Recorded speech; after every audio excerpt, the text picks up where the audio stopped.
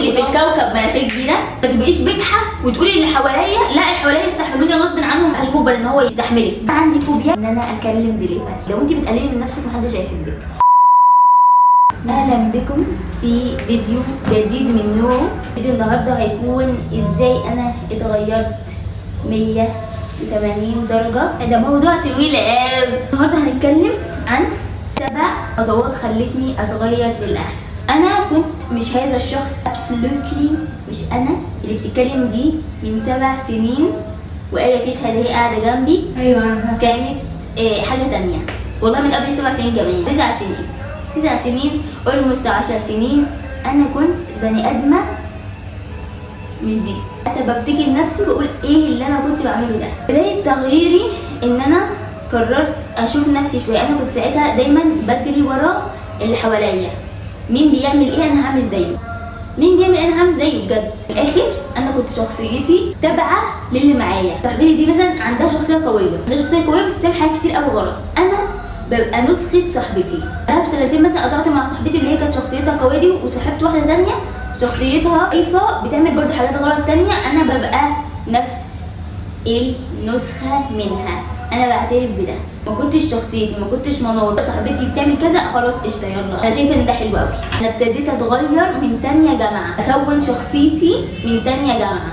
متخيلين اخدت وقت قد ايه لحد ما بنيت الشخصيه دي اللي قدامكم دي. لسه عندي عيوب ولسه عايزه اغيرها، واكتشفت حاجات فيا ما كانتش فيا فهغير، وهكذا. الشباك عايز يتقفل يا بنت، اعمل ايه؟ اول خطوه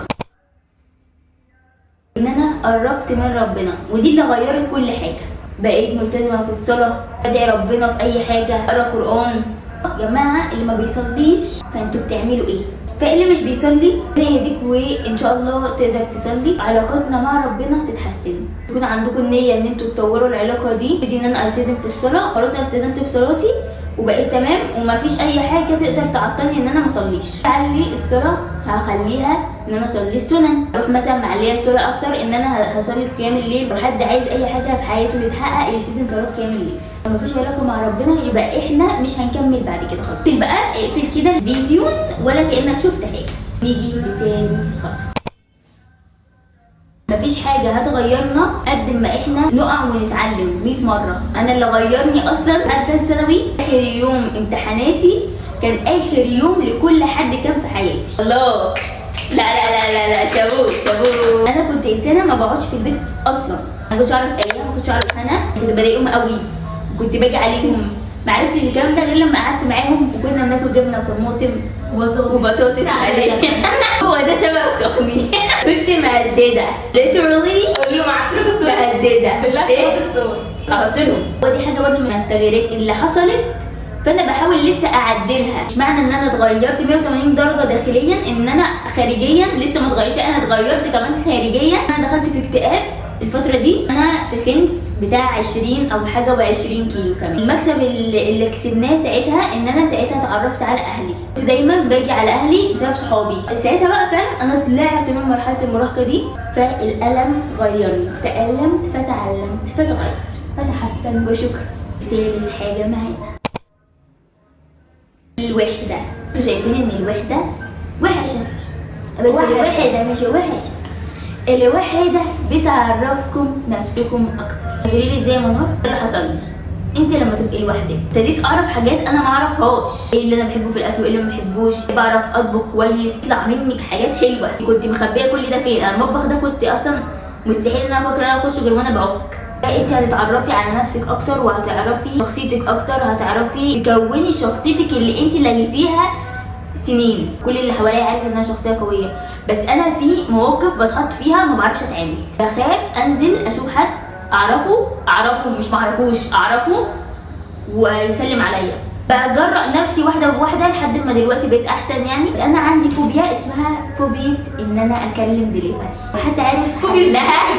عشان انا اتخنقت من نفسي بالموضوع ده. في رقم غريب بيرن عندي، برمي التليفون مش هرد. نسبه 90% ان انا مش هرد. بس اقول حاجه، دي في بابا. هو احنا ما بنرجحش للوحده طبعا، ده امر غفور منه. لان انت طول ما انت لوحدك، طول ما انت هتحسي باكتئاب وهتفكري نفسك بالحاجات الوحشه والتروما اللي احنا بنخش فيها دي. احنا مش لوحدنا، احنا كلنا مع بعض، انا وانتي وهنا، احنا 3. لكن في ناس بتبقى لوحدهم، دي يحاولوا يدوروا على اصحاب كويسه، ما يصاحبوش اي حد، بس يصاحبوا علشان هم بس لو اتحطوا في الموقف، لو هم اضطروا ان كل اللي حواليهم وحشين فبعدوا عنهم، تقعدي لوحدك فهتقعدي تفكري في اللي مضايقك فهتكتئبي. لا انزلي اخرجي. لا قصدي الوحده ان انت هتقعدي لوحدك، هتجيبي ورقه وقلم هتفرغي فيها طاقتك طالما مالكيش حد، هتفرغي فيها طاقتك، هتتكلمي فيها في الحاجات اللي انت مش عارفه تتكلمي فيها مع حد. غرضي من الوحده ان انت تفهمي نفسك. ادعي ربنا ان ربنا يرزقك صاحب كويس يكون انت بتقدري تتكلمي معاه بكل شفافيه، ما يكونش عبء عليكي تقولي له حاجه وترجعي تاني يوم اللي هو انا خايفه من رد فعله. رابع حاجه معينه،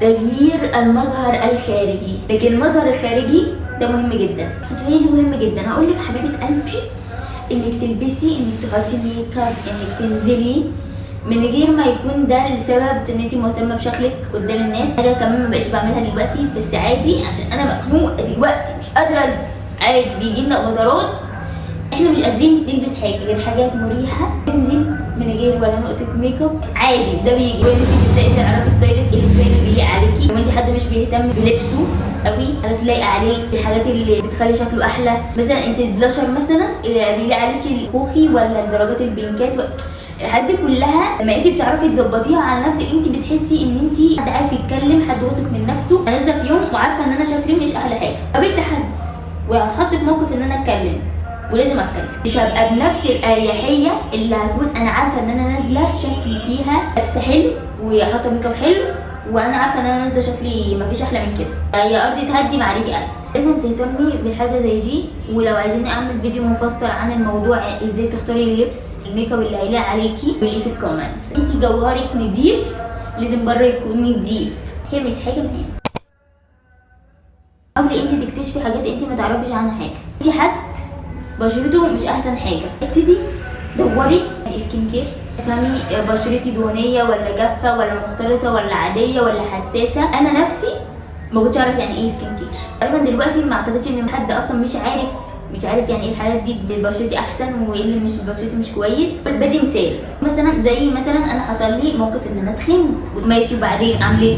افهم يعني ايه دايت، يعني ايه اكل صحي، ده مثلا فيه سعرات حراريه قد ايه وده فيه سعرات حراريه قد ايه، فوق ال 1200 كالوري خلاص انا كده ببتدي اتخن، اقل من ال 1200 انا كده هبتدي اخس. عندك بقى حاجات كتيره قوي على النحو دي. عايزه مثلا تبتدي قرايه، اقري، جيبي كتب واقري. بتحبي ترسمي ارسمي، بتحبي تصوري انزلي وصوري. ده برضو كان من الحاجات اللي احنا ابتدينا نكتشفها. هي الناس كلها عارفه ان احنا بنعرف نصور بس احنا ما كناش نعرف ان احنا نعرف نصور بالطريقه دي. بقى ده داخلنا احنا مش متخيلين ان احنا ممكن نوصل لحاجه زي دي. ممكن فعلا توصلي لحاجه ان هي تبقى شغلك. ممكن تعملي براند سكين كير لو انت مثلا حد اتثقف قوي في موضوع سكين كير ده. صاحبتي مثلا تعمل شنط خرز هاند ميد وبتعمل شنط كروشيه، ابتدت تفتح اليوتيوب وتشوف الناس دي بتعمل ايه ازاي وكده. فانت مثلا لو ليكي مثلا الهوايه دي عايزه تخشيها خلاص ما تروحي، ساعتها ليها مردود ليكي، مش ان هو مجرد ان هي هوايه. اكتشف اشياء جديده، حاجه جديده انا عايزه اتعلم فيها، حاجه جديده انا ما اعرفش حاجه عنها. لغه ممكن نتعلم لغه جديده، مش قد كده فابتدي اثقف نفسي. كلنا عندنا عقده من الانجليزي يا جماعه، مش لوحدكم والله. السادس حاجه واللي هي قبل الاخيره، مصدقه ان الفيديو ده قرب يخلص.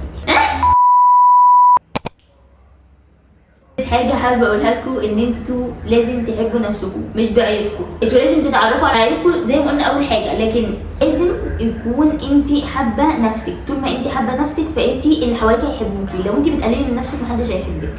مثلا مستكتره عليكي اصحابك، مستكتره ان ايه مثلا تصاحبك، مستكتره ان فلان الفلاني يصاحبني، يبقى انا ما بحبش نفسي. مين فلان الفلاني؟ ما هو ربنا خلقه زيه زينا كلنا، وهيخاطب الاثنين الولاد والبنات. فاهتموا بنفسكم، حبوا نفسكم. يصير في حاجات برضه اللي هو ايه ده انا محتاجه اعمل فيلر فوقيس خنن. ايوه انا محتاجه ايه العكس بقى. واحنا عارفين كلنا ان ربنا خلقنا في احسن صوره. ايه يا جدعان بتقولي لا محدش يعمل فيلر ولا حد يعمل انت كده اموره يا بنت انت وهي، عشان ده حرام وهو حرام. انت بتغيري خلقه ربنا. بس بنشيل الزيادات لكن نلعب في اساسيات لا. بالظبط جدع. الجمله دي عجبتني. اي لاف. ربنا خلقني مناخيري كبيره، انا ربنا خلقني، ربنا اللي خلقني وانا اللي اتحكمت في خلقتي. وانا الواحد اللي في الكوكب مناخير كبيره. انا مش بقول انا مناخيري صغيره عادي يا جماعه. ما تسمحوش لحد ان هو يقلل منكم، والكلمه دي حطوا من تحتيها مليون خط، ولا يقلل من شكلكم، ولا يقول لك ايه ده. بجد Oh my النقطة دي عشان النقطة دي بتعصبني قوي. او ماي جاد انت عندك حبوب. ليه مش لابسه زي دي؟ انت ليه عامله كده؟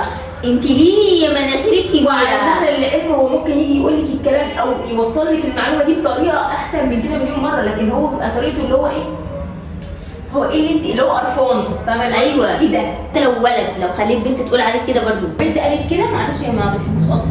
لا ده كده خلاص. بنت جت قالت لك ايه ده، يبقى البنت دي اكسكيوز مي عايزك لك لحاجه، والحاجه دي لما هتخلص يا اما صعبان عليها، يا اما ممكن تكون صعبان عليها او انت بتتحايل عليها. اللي عايزكوا هيمسك فيكوا، خلي ليكوا قيمه، مش اي حد تكلموه. احنا بنختار صحابنا، احنا بنختار الناس اللي هتبقى في حياتنا، احنا بنختار شريك حياتنا كويس قوي، احنا بنختار الناس اللي لايقه علينا. مش معنى ان انت عندك عيب ان انت تكرهيه، بس ما تبقيش بجحه وتقولي اللي حواليا لا اللي حواليا يستحملوني غصب عنهم بالعيب ده، لا ما حدش مجبر ان هو يستحملك. بالظبط. اخر حاجه يا جماعه، بصوا يا جماعه، عندك قيم ومبادئ تمشي عليها. مستحيل اللي يقول لك شمال تروحي معاه شمال، واللي يقول لك يمين تروحي معاه يمين. انا بعرف اخد قراري، انا عارفه ان الحاجه دي مش من قيمي مش من مبادئي، فانا مش هعملها. فزي ما بدينا الفيديو ان احنا نحسن علاقتنا مع ربنا، نحط ربنا قدامنا في كل حاجه، في اي خطوه اخطيها هحط ربنا قدامي. ربنا شايفك، يبقى عندك قيم مبادئ اخلاق، ربنا قدامك، تتقي الله في كل حاجه بتعمليها. عارفه ان مفيش انسان كامل زي ما هي قالت، عارفه ان احنا مقصرين في حاجات كتير، وانا مش احسن حد اتكلم في موضوع ديني، احنا كلنا بنحاول نكون احسن الحته دي بالذات. يعني علاقتنا مع ربنا كل ما بتعلي ليفل بيبقى فيه ليفل اعلى منه انت المفروض توصلي له. وبهنا احب اكون فدتكم النهارده في الفيديو ده. انبسطت، حاسه ان انا طلعت طاقه جوايا. لو لقيت فعلا ان سلسله البودكاست دي عجبتكم هنسميها اسم بقى، نستضيف نستضيف ناس كتير عمالقه في المجال ده. نستضيف عمرو الشريف نفسه، استضيفه على الكنبه بقى دي بنخاطب عمرو الشريف. يا عمرو الشريف بالله عليك جبني معاك في دور ال 16 بالله عليك. بتكون الحلقه دي عجبتكم، واتمنى ليكم جمعه طيبه، لان انا هنزل يوم الجمعه، فاتمنى لكم جمعه طيبه. باي باي كتير، واشوفكم الفيديو الجاي، لان انا راجعه بقوه، مناره راجعه بقوه.